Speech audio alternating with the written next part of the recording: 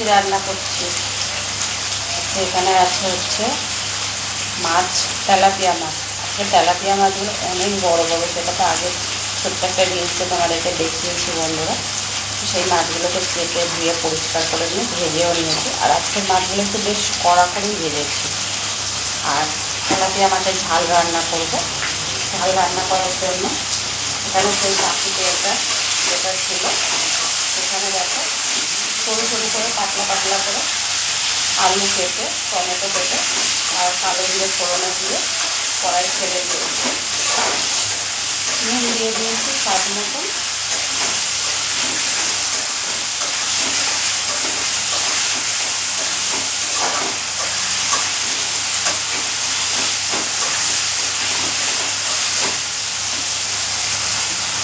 আলুটা বেশ লাল লাল করে ভাজা হবে। হওয়ার পরে আমি এটা যে মশলাটা দেবো, দেখো বন্ধুরা, মশলাটা আমি আগে থেকেই করে রাখলাম মিক্সিতে। আর দেখতে পাচ্ছ তো যেমন লাল লাল।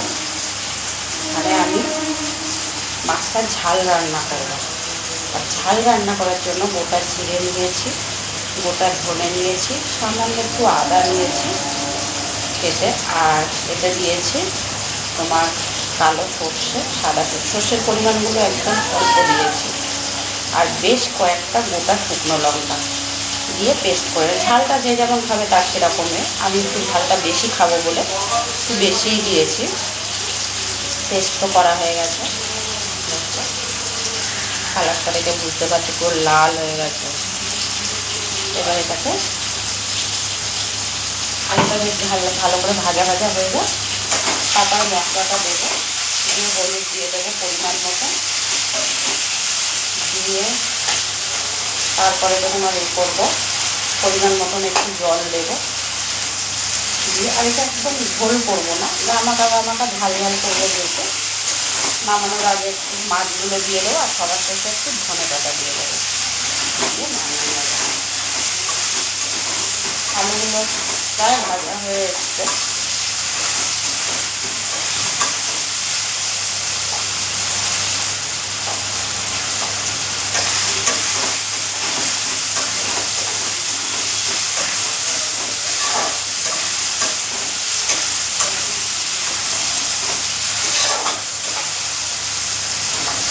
আলুগুলো কিন্তু প্রায় সিদ্ধ হয়ে গেছে।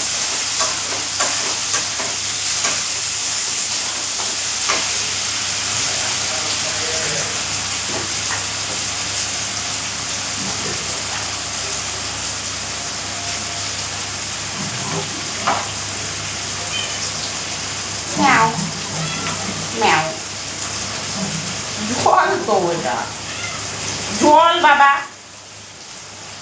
লেগে যাবে কিন্তু, তোর পায়ে ব্যথা লেগে যাবে, এরকম করিস না।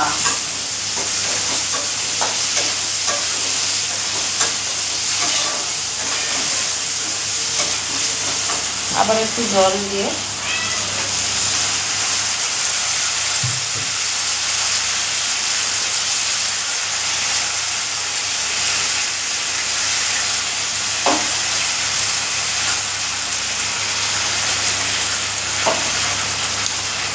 মশলাটা খুব ভালো করে কষিয়ে নেব।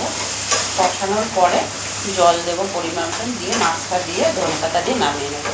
তো বন্ধুরা, ভিডিওটা আর বেশি বড় করছি না, এখানেই শেষ করব। ভিডিওটা যদি ভালো লাগে থাকে অবশ্যই লাইক কমেন্ট শেয়ার করে দিও।